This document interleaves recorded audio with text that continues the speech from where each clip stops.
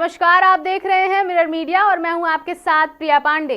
स्वागत है आपका बंगाल एक्सप्रेस में। आइए एक नजर डालते हैं सुर्खियों की ओर।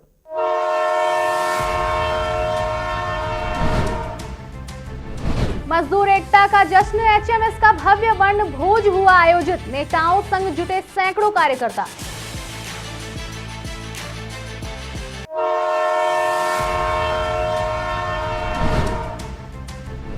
दुर्गापुर सब डिस्ट्रिक्ट हॉस्पिटल को मिली बड़ी सौगात। शुरू होगी blood component separation unit.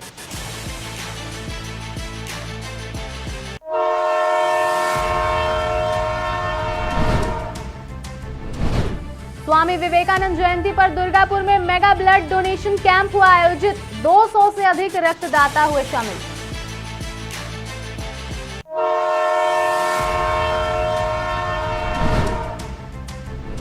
Guskara में मना क्रिकेट उत्सव। वीके चैलेंजर्स ने 2 रन से जीता रोमांचक फाइनल।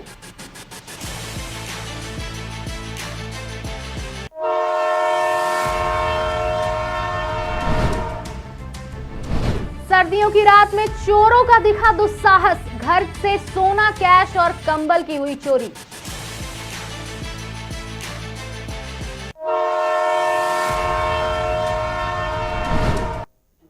अब खबरें विस्तार से। पहली खबर हम आपको बता दें कि मजदूरों के हक और हितों के लिए आ रही है, जहां मजदूरों के हक और हितों की आवाज बुलंद करने वाला संगठन एचएमएस हर साल की तरह इस साल भी अपने कार्यकर्ताओं और समर्थकों के साथ वनभोज के जरिए एकजुटता का संदेश देता नजर आया। सोमवार को दुर्गापुर फरीदपुर ब्लॉक के तीलाबोनी जंगल में बकोला एरिया की तीलाबोनी कोलियरी एचएमएस यूनिट की ओर से भव्य वनभोज का आयोजन किया गया। इस मौके पर बड़ी संख्या में मजदूर, पार्टी कार्यकर्ता और समर्थक मौजूद रहे। कार्यक्रम में एचएमएस के शीर्ष नेताओं ने मजदूरों के मुद्दों पर चर्चा की और संगठन को और ज्यादा मजबूत करने का संकल्प दोहराया। हम लोगों ने देखा कि एमडीओ के नाम से, आउटसोर्सिंग के नाम से और ठेकेदारों के माध्यम से इस कंपनी को भीतर से पूरा खोखला कर दिया गया। कंपनी के पास अपना कुछ नेटवर्क ही नहीं बचा। पूरी की तरह हम लोग जीरो पर चले गए। जीरो का ये क्या, लगभग मुझे लगता है कि 2000 करोड़ हम लोग घाटे में चल रहे। तो इन परिस्थितियों में हम लोग को आपस में एक समझदारी से काम लेने की जरूरत है। आज एक ऐसा समय आ गया है जब सारे संगठन अगर एक नहीं रहेंगे तो ऐसा कोई समय आ जाएगा, किसी ने आपको ये कह दिया जाएगा कि आप अब बीआरएस ले लीजिए या तालाबंदी की ओर जाइए। अभी कंपनी एक बीआरएस का स्कीम ला रही है और कंपनी का कहना यह है कि जो पहले स्कीम थी उससे भी बेटर स्कीम हम लोग ला रहे हैं। मतलब हमारे पास हमको इस कंपनी से जितने हमारे परमानेंट श्रमिक हैं उनको धीरे धीरे कम करने के जितने प्रयास हो सकते हैं। दुर्गापुर सब डिस्ट्रिक्ट हॉस्पिटल यानी दुर्गापुर सब डिवीजन ऑफिस में स्वास्थ्य सेवाओं का दायरा और विस्तार लेने जा रहा है। यहां पहली बार ब्लड कंपोनेंट सेपरेशन यूनिट की शुरुआत होने जा रही है, जिससे ईस्ट और वेस्ट बर्धमान जिले के मरीजों को बड़ी राहत मिलेगी। राज्य सरकार के फंड से करीब 4 करोड़ रुपए की लागत से बनने वाली यह यूनिट, इसके शुरू होने के बाद ही एक यूनिट खून को रेड सेल्स, प्लाज्मा और प्लेटलेट्स में अलग किया जा सकता है। इससे मरीजों को जरूरत के अनुसार ब्लड कंपोनेंट उपलब्ध होगा और खून की बर्बादी भी रुकेगी। साथ ही इलाज और अधिक प्रभावी बन सकेगा। আমাদের এখানে বাৎসরিক প্রায় 10,000 ইউনিট বা তার থেকে বেশি, ন্যূনতম 10,000 unit blood transition. Blood separator না থাকায় অবৈজ্ঞানিকভাবে এতদিন প্রয়োজন এমার্জেন্সি হলে আমাদের হোল ব্লাড দেওয়া হতো, আর নাহলে কিছু ব্লাড স্যাম্পল আমরা যে নিতাম ব্লাডের ইউনিট তা যেত আসানসোলে সেপারেশনের জন্য। 5টা কম্পোনেন্ট, প্রত্যেকটির আলাদা আলাদা অবদান আছে মানব শরীরে। সেই জন্য এই সেপারেশন হওয়ার ফলে আমরা এখন এই রক্তের বৈজ্ঞানিক ভিত্তিতে আরও বেশি সহজে আমরা ব্যবহার করতে পারব এবং রোগীর চিকিৎসায় এখন আমাদের কাছে অনেক বেশি সুযোগ থাকবে। ট্রান্সফিউশন যেখানে ইনভলভ, সেখানে যার যেটা প্রয়োজন সেটা আমরা প্রয়োজন মতো তাদের দিতে পারব। এর ফলে জিনিসটা আমাদের এতদিন হতো যেটা আপনারা আগেও শুনলেন যে আমরা ব্লাডটা নিয়ে আসানসোল পাঠানো হতো, তারপরে ওটা এখানে এসে আমাদের দেয়া হতো। এবার এইটা না এটা থিওরিটিক্যালি হয়তো পসিবল, এটা একটা টেম্পোরারি মেথড ছিল। এবার এটাতে অনেক রকম প্রবলেম আছে, সেটা স্যার বলেইছেন। প্লাস যেটা অ্যাকচুয়ালি হয়, যেটা ব্লাড কালেকশনের উইদিন 6 আওয়ার্স আমাদের কম্পোনেন্টটা হওয়া দরকার, যেটা কি আসানসোল পাঠিয়ে অন্য জায়গায় পাঠিয়ে আনা ওই টাইম ইন্টারভ্যালটা মেনটেন করা একটু টাফ হয়ে যায়। তো যদি আমাদের এখানেই হয় তাহলে উইদিন 6 আওয়ার্স আমরা কম্পোনেন্টটা করতে পারবো। আর যেটা ভিতরের কাজ সরকারি স্তরে হচ্ছে, আপনারা জানেন আমাদের কিছু ভার্টিক্যাল এক্সপেনশন হচ্ছে, সেটা অলরেডি স্যাংশন। এছাড়া আমরাও ডিফারেন্ট থেকে আমরা নানা রকম ধরুন আরও অনেক কিছু, যেমন আমাদের এখানে দেখুন সবসময় তো সরকারের কাছে সবসময় তো সব কিছু শুনছে এবং সেটা অনেক সময় সাপেক্ষ, খরচা সাপেক্ষ। তো আমরা এখানে ডিফারেন্ট ইন্ডাস্ট্রির সিএসআরের থেকে আমরা তাদেরকে অনুরোধ করে, যেমন আমাদের এখানে দেখুন বাউন্ডারি ওয়ালটা অনেক পুরনো হয়ে গেছে, আমরা বলেছি তার বাউন্ডারি ওয়ালটা করে দিচ্ছে একজন। আমাদের প্রচুর পেভারিং এরিয়া জোন দরকার, সেটা করে দিচ্ছে কেউ। स्वामी विवेकानंद के 163वीं जन्मदिन के अवसर पर दुर्गापुर में सेवा और समर्पण की मिसाल देखने को मिली। विधान स्मृति मंच की ओर से विधाननगर में श्रद्धांजलि कार्यक्रम के साथ मेगा ब्लड डोनेशन कैंप का आयोजन किया गया। इस शिविर में करीब 200 लोगों ने स्वेच्छा से रक्तदान कर मानवता की सेवा का संदेश दिया। कार्यक्रम के दौरान सांस्कृतिक और सामाजिक गतिविधियों का भी आयोजन किया गया। आयोजकों का कहना है कि स्वामी विवेकानंद के विचार आज भी युवाओं को समाज के लिए कुछ करने की प्रेरणा देते हैं। यह आयोजन 2 दिनों तक चलेगा और पूरे उत्साह के साथ मनाया जा रहा है।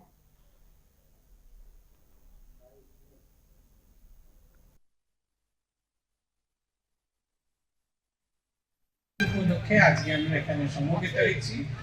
দুর্গাপুর বিধান স্মৃতি মঞ্চ তারা আয়োজন করেছেন রক্তদান শিবির। বহু বছর আগে স্বামী বিবেকানন্দ তাঁর একটি চিঠিতে লিখেছিলেন মাইসেলের রাজাকে, দে অ্যালোন লিভ ফর আদার্স।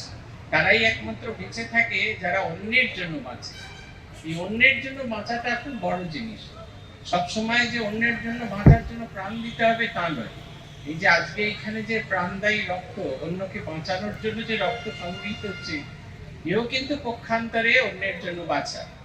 আমরা দুর্গাপুর বিধান স্মৃতি মঞ্চের পক্ষ থেকে প্রত্যেক বছরই স্বামীজির এই জন্মদিনটিকে আমরা অত্যন্ত শ্রদ্ধা ও নিষ্ঠার সাথে পালন করে থাকি।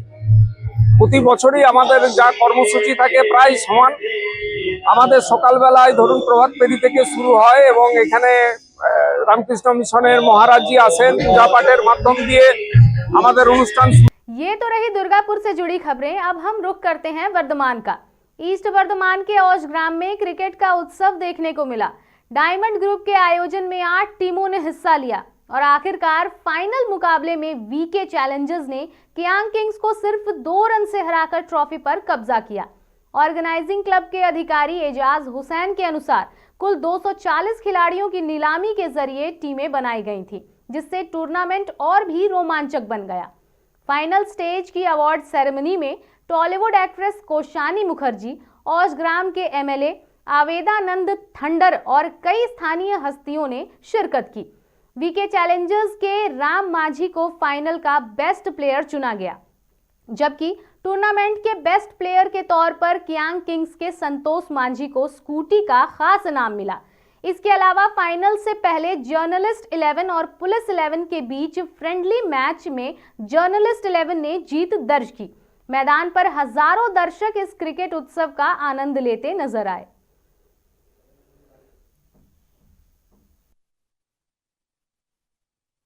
সময় দেখেছি বিভিন্ন হ্যারাস হতে হয়েছে, সেই জায়গা দাঁড়িয়ে ঘুষ করে কেমন লাগছে?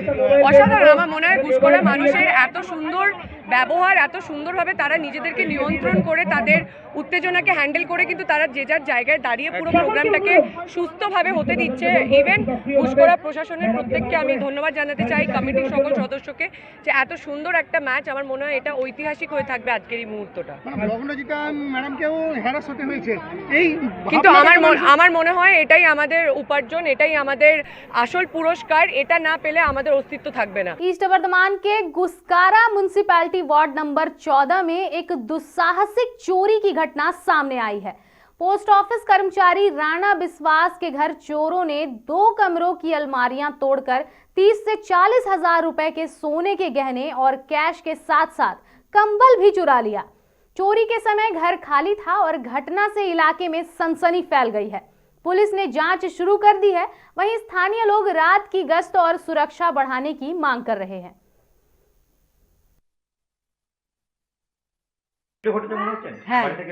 হ্যাঁ, এটা আর আমাকে ফলো করা হয়েছে, যার জন্য আমি তো বাড়ি খালি রেখে কখনোই যাই না। যে রাতে আমি বাড়িতে থাকবো না তাহলে তো আমি যেমন অনেক কটা তালা মেরে যেতাম। একটাই তালা ভাঙা হয়েছে। আর বাড়ির দরজাগুলো, রুমের দরজা সবই ঠিক আছে, ওগুলো ভাঙা নাই। খোলা খোলাই ছিল, এমনি ভেজানো ছিল। আপনার নাম? আমার নাম সীমা বিশ্বাস। কারণ আমি তো জানি আমি চলে আসবো যে কোনো কারণে। ওটা তো সন্ধ্যের টাইম, ওটা কি রাত হলো যে না আমার বাড়ি ফাঁকা ছিল চোর আসবে? কত নম্বর ওয়ার্ড এটা? 14 নম্বর ওয়ার্ড। এই যে চুরি সন্ধ্যে নাগাদ ঘটনা ঘটলো, কতটা আতঙ্কের মধ্যে রয়েছে? আতঙ্ক তো বিশাল আতঙ্কে রয়েছি। এরপরে কি করে আমি একা একা থাকবো বলুন তো? আমার বৌমা অসুস্থ, সেখানে ডেলিভারি কেস আছে, আমার ছেলে তো যাওয়া আসা করতেই পারে। আমার কি সিকিউরিটি থাকলো? এবার তো সবসময় আতঙ্কেই আমাকে থাকতে হবে। হ্যাঁ, পুলিশ অনেক পুলিশ এসেছিল, বড়বাবু মেজবাবু সবাই এসেছিল। হ্যাঁ, অভিজিৎ বাবু। পুলিশ এখান থেকে কি নিয়ে গেছে? পুলিশ এখান থেকে নিয়ে গেছে ভাঙা তালাটা আর বাইরে একটা কি বলে ওটাকে প্লাস পেয়েছে, ওটাকে নিয়ে গেছে। ওটা আমাদের না। আমাকে জিজ্ঞেস করেছিল যে এটা আপনাদের, আমি বললাম না এটা আমাদের না। কারা নিয়ে এসেছিল মনে হচ্ছে? প্লাস চোরেই নিয়ে এসেছিল, নাহলে ওটা কে ফেলে রেখে যাবে আমার বাড়িতে? আমার ছেলে থাকে না, কোনো কাজ নাই, টুকটাক কোনো কাজ নাই, অন্য মানুষ নাই, আমি ওই প্লাসের কাজ করি না। আপনার নামটা একবার বলুন। সীমা বিশ্বাস। আর কত নম্বর ওয়ার্ড এটা? 14 নম্বর ওয়ার্ড। আর विधानसभा चुनाव से पहले पश्चिम बंगाल की राजनीति एक बार फिर गर्मा गई है। कांगसा के उत्तर पारा गोपालपुर इलाके में आयोजित विरोध सभा से एसआईआर को लेकर बड़ा राजनीतिक संदेश दिया गया। मंच से नेताओं ने आरोप लगाया कि केंद्र सरकार और बीजेपी एसआईआर के जरिए मतुआ समुदाय और गरीब बंगालियों को डराने की कोशिश कर रही है।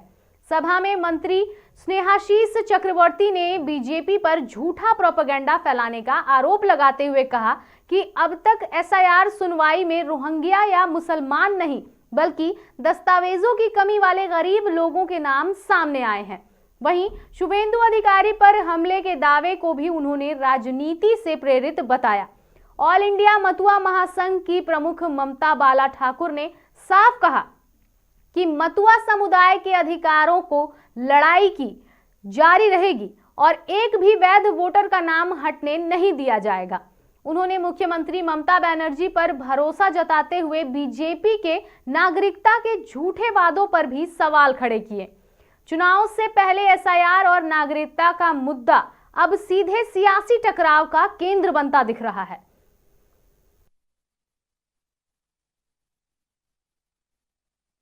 বন্দ্যোপাধ্যায়, অভিষেক বন্দ্যোপাধ্যায় এবং অল ইন্ডিয়া মত মহাসংঘ, সেখানে কিন্তু আজকে আমরা ধর্নায় বসেছিলাম, আমরণ অন্বেষণে বসেছিলাম যে যাতে নির্বাচন কমিশন তাদের আমাদের এই সুযোগটা দেয় যে যাতে যারা বৈধ ভোটার তারা যেন সেই ভোট তারা থাকে। তো সেই কারণের জন্য আমরা এটা লড়াই করছি এবং মাননীয় মুখ্যমন্ত্রী অভিষেক বন্দ্যোপাধ্যায় বারবার করে বলছে যে এটাকে বৈধ ভোট যদি একটাও কেটে যায়, সে যে পার্টিরই হোক না কেন, পশ্চিমবাংলায় যদি একটা বৈধ ভোটার কেটে যায় তাহলে কিন্তু আমরা দিল্লির বুকে পার্লামেন্টে এবং এসে লড়াই হবে। নিঃশর্ত নাগরিকত্ব লোভে পড়েই মতো সম্প্রদায়ের মানুষেরা গেছিল বিজেপি, সেটা 100 বার। এটা তো স্বাভাবিক যে সবাই চায় যে নিঃশর্ত, কিন্তু তারা তো শর্তে এত বেঁধে দিয়েছে, তাদেরই তো ভোটটা নিয়েছে, তারা বোঝেনি, তাদের তো কোনো দোষ নেই, তারা ওপাল বাংলা থেকে এসেছে। আসার পরে তাদের পিঠেই আজকে নরেন্দ্র মোদী, বিজেপি এবং নির্বাচন কমিশনের মাধ্যম দিয়ে আজকে সুরা মেরে দিল তাদের। অধিকারী অ্যাকচুয়ালি যারা বাংলা বিরোধী, মনে রাখবেন এই গুজরাটের 2 নেতা নরেন্দ্র মোদী, অমিত শাহ, তারা বাংলার যে কৃষ্টি সংস্কৃতির যে ঐতিহ্য, যে স্বাধীনতা আন্দোলনের অবদান, এগুলো তারা হিংসা করে। এর জন্য বাংলার যত রকমভাবে বাংলার মানুষকে নির্যাতনের তারা কলকাঠি নাড়তে থাকে এবং নির্যাতনের জন্য কৌশল তৈরি করতে থাকে। আর এই শুভেন্দু অধিকারীরা হচ্ছে এই গুজরাটি এই নেতাদের পাক্কা দালাল বলতে বোঝায় সেটা। এবং এরা নিজেরা কেউ এমএলএ হওয়ার জন্য, কেউ কেন্দ্রীয় মন্ত্রী হওয়ার জন্য বাংলার মানুষকে নির্যাতন করতেও পিছপা হয় না। নরেন্দ্র মোদী, অমিত শাহর পেছনে এরা ঘুরে বেড়ায়। আজকে 1 কোটি নাম বাদ যাবে বলেছিল শুভেন্দু অধিকারী। আজকে আমরা এসআইআর এর কোন পর্যায়ে আছি? প্রায় প্রথম পর্যায়ে শেষ হয়ে গেছে, শেষ পর্যায়ে আছি। 31 লক্ষ নাম বাদ, মানে डाउट আছে। बंगाल विधानसभा चुनाव से कुछ महीने पहले ईस्ट बर्धमान में तृणमूल कांग्रेस की माइनॉरिटी सेल की बैठक चर्चा में रही। वर्धमान के गोड़ा फील्ड में हुई इस पॉलिटिकल वर्कर्स कॉन्फ्रेंस में मंच पर जिले के बड़े नेता, मंत्री, विधायक और कई अहम पदाधिकारी मौजूद रहे। लेकिन हैरानी की बात यह रही कि मंच के सामने कई कुर्सियां खाली नजर आईं। यानी नेता तो थे, लेकिन उपेक्षित संख्या में कार्यकर्ता नहीं दिखे। इसी नज़ारे ने तृणमूल के भीतर सवाल खड़े कर दिए हैं। क्या ये हुमायूं कबीर का असर है या फिर माइनॉरिटी वोटरों का झुकाव बीजेपी या लेफ्ट की ओर है? हालांकि जिला माइनॉरिटी सेल के अध्यक्ष जाकिर हुसैन इन अटकलों को खारिज करते हुए दावा कर रहे हैं कि माइनॉरिटी आज भी तृणमूल के साथ है। फिर भी चुनाव से पहले मीटिंग वेन्यू की ये तस्वीरें सत्तारूढ़ दल के लिए एक अहम संदेश जरूर दे रही है। पूर्व वर्धमान के कालना में राष्ट्रीय युवा दिवस के मौके पर स्वामी विवेकानंद की जयंती पूरे श्रद्धा और उत्साह के साथ मनाई गई। कालना ब्लॉक नंबर 2 के दत्ता दूरियतन गांव में, जहां स्वामी विवेकानंद का पुश्तैनी घर बताया जाता है, वहां रामकृष्ण मिशन की ओर से कई सामाजिक और सांस्कृतिक कार्यक्रम आयोजित किए गए।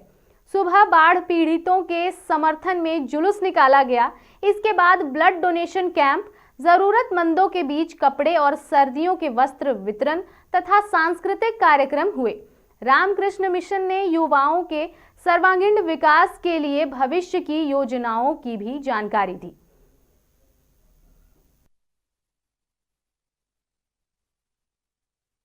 বার্থ অ্যানিভার্সারি স্বামী বিবেকানন্দের এখানে এই দত্তদেরিয়াটন গ্রামে বিবেকানন্দের পূর্বপুরুষরা বাস করতেন।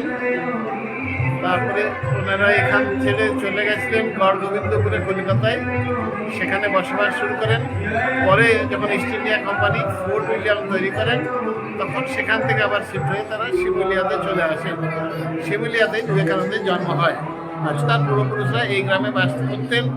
এই গ্রামের তদারকি, এইগুলো যাদের দত্তবাড়ির পরিবারদের যে জমি জায়গা ছিল, তারা তাদের দুর্গাচরণ বা তাদের পিসি সম্পর্কীয় ঘোষ পরিবারকে এই জায়গাটা দান করে চলে যান।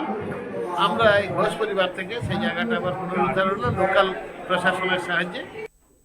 बंगाल एक्सप्रेस में आज के लिए इतना ही। हम फिर लौटेंगे ठीक इसी समय पर बंगाल की हर छोटी से बड़ी जानकारी के साथ। तब तक के लिए देखते रहें मिरर मीडिया।